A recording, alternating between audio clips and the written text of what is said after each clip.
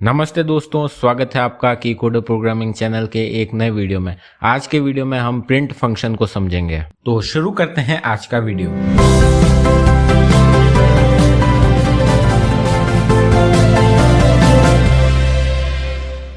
Print function पर mouse से hover करा तो उसकी डिटेल सामने आ गई।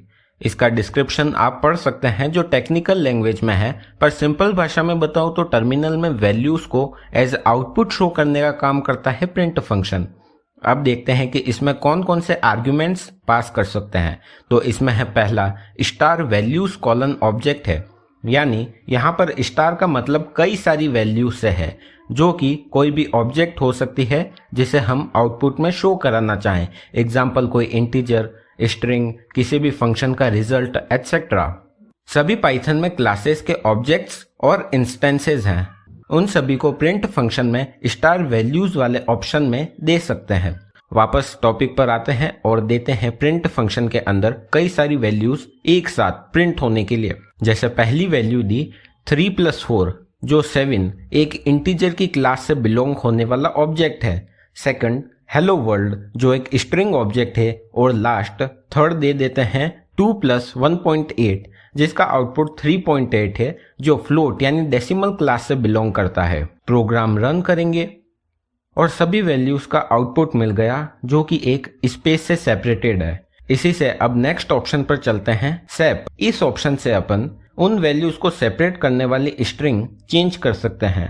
SCP की डिफॉल्ट वैल्यू एक स्पेस है, इसलिए वो सारी वैल्यूज स्पेस से सेपरेट हो रखी थी। ऑप्शंस को चेंज करने के लिए उस ऑप्शन का नाम फिर इक्वल टू लगा के जो भी वैल्यू देनी है वो दे सकते हैं। लाइक एग्जाम्पल में यहाँ सभी वैल्यूज को एक डैश से सेपरेट करना चाहता हूँ, तो इन्वर्टेड कॉमा लगा के उसके अंदर डैश टाइप कर दिया। आप कोड रन करने पर देख सकते हैं कि इस बार सभी वैल्यूज डैश से सेपरेट है। इसे डबल डैश करने पर रन करा तो वैल्यूज डबल डैश से सेपरेट हो गई। अगर यहाँ SCP ऑप्शन ना डालूं तो पाइथन इसे स्टार वैल्यूज वाले ऑप्शन में ही समझ लेगा और इसका भी आउटपुट प्रिंट कर देगा। नेक्स्ट ऑप्शन है एंड। यह भी स्ट्रिंग डेटा ही लेता है और आउटपुट के लास्ट में क्या लगेगा वो कंट्रोल करता है। बाय डिफॉल्ट इसमें \n यानी न्यू लाइन कैरेक्टर है, जिसका मतलब लास्ट वैल्यू प्रिंट करने के बाद कर्सर नेक्स्ट लाइन में चला जाएगा। इसे चेंज करने का भी सेम तरीका है। ऑप्शन का नाम एंड, फिर इक्वल टू और उसके बाद कुछ भी स्ट्रिंग, जैसे यहाँ मैंने ट्रिपल डैश दे दिया। अब कोड रन करा तो जहाँ पिछले आउटपुट में कर्सर नेक्स्ट लाइन में चला गया और फिर प्रोग्राम एंड हुआ, वहीं यहाँ सिर्फ ट्रिपल डैश से एंड हो गया। एंड ऑप्शन को इस एक और एग्जांपल से समझते हैं। जैसे यहाँ पर मैंने सबसे पहले प्रिंट फंक्शन से इस लाइन को प्रिंट कराया, जिसका आउटपुट आप देख सकते हैं। फिर इसके बाद इस प्रिंट फंक्शन के आउटपुट सारे शो होने के बाद जो एंडिंग में स्ट्रिंग लगेगी वो मैंने ये दे रखी है, जो कि सारा आउटपुट जो सिर्फ एक ही था फर्स्ट लाइन, ये प्रिंट होने के बाद एंड में ये स्ट्रिंग लग गई। क्योंकि अब एंड की जो डिफॉल्ट वैल्यू है वो \n होती है, और मैंने इसे चेंज कर इस स्ट्रिंग से चेंज कर दिया, तो इस बार कर्सर जो है वो नेक्स्ट लाइन में नहीं गया और उसी लाइन में जो अगला प्रिंट फिर फंक्शन था, इसका जो आउटपुट है सेकेंड लाइन, ये यहाँ पर शो हो गया। पर क्योंकि अब इसके अंदर मैंने कोई एंड ऑप्शन नहीं दिया, तो इसका जो बाय डिफॉल्ट वैल्यू \n यानी न्यू लाइन कैरेक्टर है वही लगा रह गया, जिसके कारण जो है वो कर्सर जो है नेक्स्ट लाइन में चला गया और यहाँ पर फिर उसके बाद अगला जो प्रिंट फंक्शन का आउटपुट है लास्ट लाइन स्ट्रिंग, वो यहाँ पर प्रिंट होकर अगले लाइन में आ गई। ओके, अब नेक्स्ट आर्ग्यूमेंट फाइल आर्ग्यूमेंट है। बाय डिफॉल्ट पाइथन जो है वो आउटपुट को टर्मिनल पर भेजता है या शो करता है, क्योंकि फाइल आर्ग्यूमेंट की डिफॉल्ट वैल्यू sys.stdout है। फाइल आर्ग्यूमेंट हमें इस डिफॉल्ट लोकेशन को बदलने की पावर देता है। जैसे मान लीजिए हमें टर्मिनल की जगह किसी टेक्स्ट फाइल में आउटपुट सेव करना है, तो इसके लिए आपको पाइथन से पहले फाइल हैंडलिंग आना चाहिए।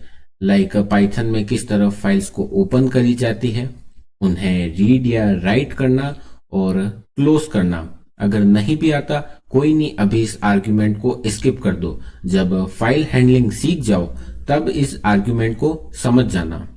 तो सबसे पहले फाइल्स की इजी एक्सेस के लिए VS कोड में वो फोल्डर ओपन कर लेते हैं जिसमें अपन ने ये पाइथन कोड वाली फाइल सेव कर रखी है और उसी में आउटपुट फाइल भी सेव करेंगे। तो उसके लिए या तो वेलकम पेज से ओपन फोल्डर वाले ऑप्शन पर क्लिक करेंगे या फिर फाइल वाले ऑप्शन में जाकर भी ओपन फोल्डर वाले ऑप्शन पर क्लिक करके जिस भी फोल्डर में अपन ने ये पाइथन फाइल सेव कर रखी है वो फोल्डर ओपन कर लेंगे। जैसे मैंने डाउनलोड्स वाले फोल्डर में सेव कर रखी है तो उस फोल्डर को सेलेक्ट करा।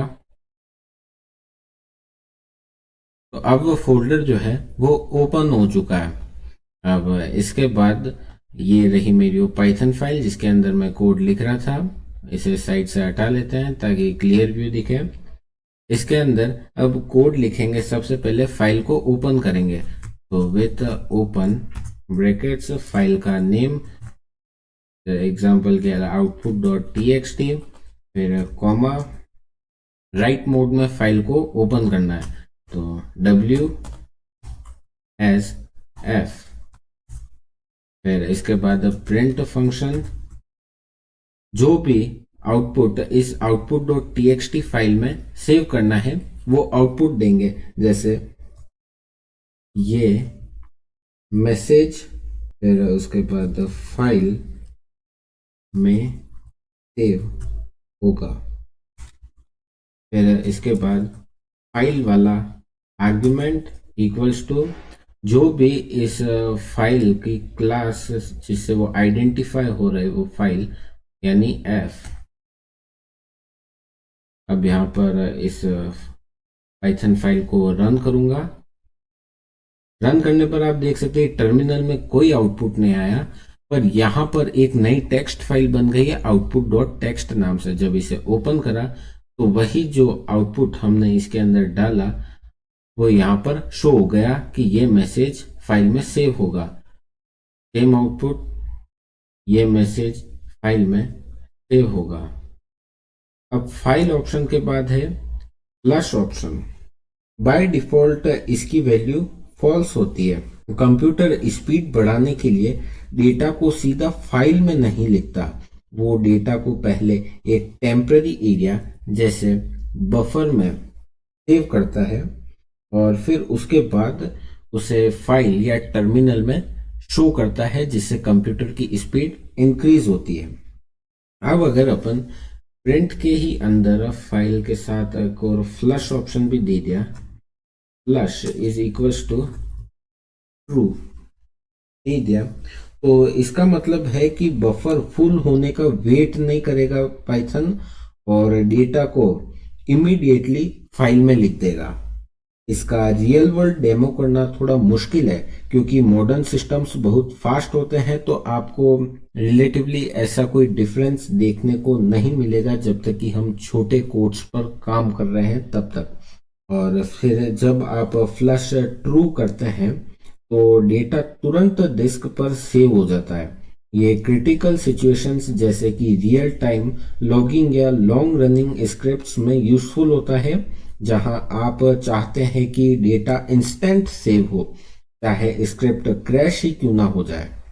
तो याद रखें फाइल बताता है कहाँ लिखना है यानी कहाँ आउटपुट को सेव करना या शो करना है और फ्लश इक्वल्स टू ट्रू बताता है कब लिखना है, immediately word by word disk में सेव होगा या फिर बफर या मेमोरी में पहले लोड होकर फिर डिस्क में एक साथ सेव होगा। तो यह था प्रिंट फंक्शन के ऊपर पूरा कच्चा चिट्ठा। आज का वीडियो पसंद आया हो तो लाइक करें, कीकोड प्रोग्रामिंग चैनल को सब्सक्राइब करें ऐसे ही और वीडियोस के लिए। मिलते हैं अगले वीडियो में, तब तक के लिए जय हिंद, गुड बाय।